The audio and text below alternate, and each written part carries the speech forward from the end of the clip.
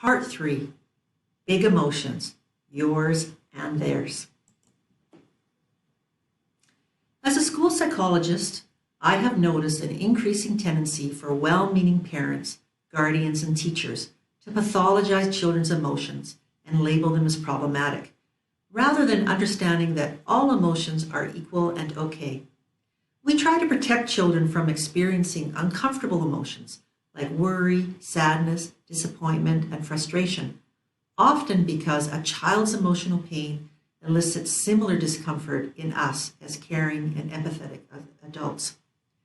As parents and teachers, we're used to soothing, comforting, explaining, and fixing. It's in our job description. We need to remember that emotions won't break us or the child. And in fact, avoiding some emotions like anxiety can make them grow. The experience of emotions are truly interpersonal in nature. We regulate and dysregulate primarily through our relationships and our environment. Too often, parents, guardians, and teachers expect counselors to help their children learn to self-regulate. While everyone can learn to develop coping skills to manage their emotions more effectively, they cannot do it on their own. In the book The Third Path, a relationship-based approach to student well-being and achievement, the author suggests that co-regulation is a much more accurate term. Children cannot do it or learn to do it on their own. By accepting but not reacting and joining into the child's distress, we become a lighthouse in the storm. If the child's emotional distress is causing you to feel anxious or angry, take a minute to decompress. Waiting until you are centered before you respond creates the calm regulation that children need, regulation that over time they can provide for themselves. Distress tolerance does not mean disconnecting emotionally from the child, to simply say no and walk away. Children benefit from when we stay calmly engaged through the wide range of their inevitable emotional challenges. Our engagement, not avoiding discomfort, is what helps a child to develop their own distress tolerance.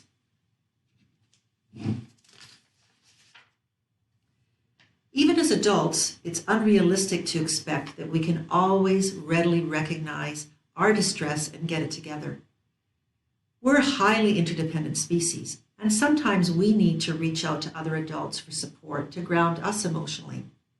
It's okay if we occasionally overreact to an emotional situation, as long as we own our reaction and model taking responsibility and moving forward in a healthy way.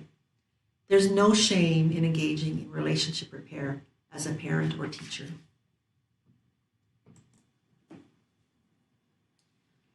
Children learn best when the adults are authentic and emotionally honest. To begin with, it's important to label your emotion. Let kids know how you're feeling. Use a variety of vocabulary words to describe it. Talk aloud so the child can see what you're thinking, to gain perspective on the situation. Showing them that you can put distance between your own impulses and your actions reinforces the idea for the child that while they don't need to restrain their feelings, they do sometimes need to restrain their behavior. So for example, as a classroom teacher, if you're feeling frustrated with what's happening with the students not paying attention, it's fine to say, I'm feeling very frustrated. I need everybody to take out a book for 5 minutes. We're going to read, and when I'm feeling calm, we can come back to this lesson.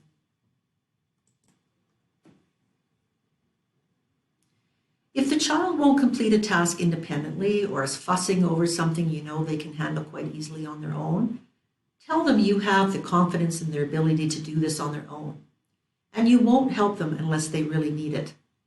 It's important to accurately assess what the child can do independently, be flexible in adjusting expectations, and provide appropriate levels of support when needed.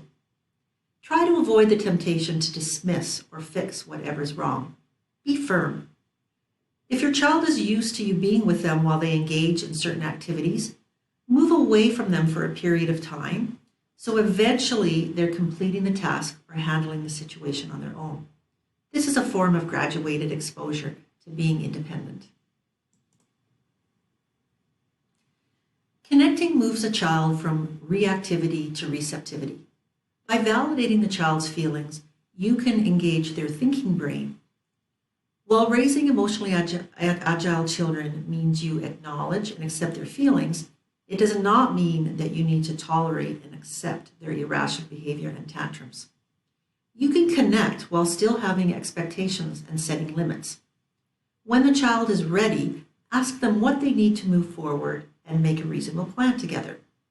For example, when dealing with a frustrated child who can't wait his turn at the playground, you might say, "I can see that you're upset and having a hard time waiting your turn, but everyone gets to share the slide." For the teenage daughter who's crying because she's had a fight with her friends, instead of dismissing her feelings and trying to make her feel better by offering a preferred activity, say, "That's a tough one. What do you think you can do to make things right?" A teacher might say to a student who rips up their graded assignment, "You seem disappointed about the grade. How about if we talk about how you can make some improvements and give it another try?" Allow the child the important opportunity to sit in their feelings and try to avoid solving the problem for them. This signals to the child that you trust their ability to problem solve. When you take the time to let the child acknowledge their feelings and reassure them that emotions are normal and healthy, you help them develop the tools they need to grow into emotionally agile adults. As parents and educators, remember, emotions pass. They are transient. There is nothing in the mental experience that demands an action. Emotions are not scary. No matter how big or bad a particular feeling seems in the moment, you are bigger than it is. Emotions are teachers. They can help you figure out information about what matters to you and others. When we understand these ideas ourselves, then we're in a better position to model and teach these to the children in our lives. In conclusion, remember that independence is not something children can gain on their own. They have neither the understanding, the experience, nor the skills to develop independence separately from the most influential adults in their lives. Independence is a gift that you give children that they will benefit from their entire lives. Showing children empathy and respect, demonstrating confidence in children's capabilities. In conclusion, independence is not something children can gain on their own. They have neither the understanding, the experience, nor the skills to develop independence separately from the most influential adults in their lives. Independence is a gift that you give children that they will benefit from their entire lives through showing children empathy and respect, demonstrating confidence in a child's capabilities, teaching them they have control over their feelings and choices, and providing and giving them the freedom to make their decisions and learn from both their failures and successes. I'd like to end with these wise words of comedian Jerry Seinfeld and his joke entitled Gutterball. Jerry has 3 children of his own and says, "You don't think we're horrible parents? You take a kid bowling now and they have these rails that come out of the gutters. So when the kid rolls a ball, it has to hit a pin. It has to. We eliminated the gutter ball. Nice preparation for life. I think the gutter ball is really the only life lesson that a kid needs to have. You either do the thing you're doing right, or there's a huge clunk sound and total public humiliation. Just roll the gutter ball. Roll it. Walk back. Take another bite of your Nestle Crunch bar. You tell your friend he sucks, and you're done." Parents, if your child is traumatized by a gutter ball, then he's not going to make it, okay? You just might as well forget the whole thing. Don't even finish raising them. We can't use these people. If we were good parents, we'd be putting extra gutters down the middle of bowling alleys. You want to know what it's like out there, Timmy? It's all gutters.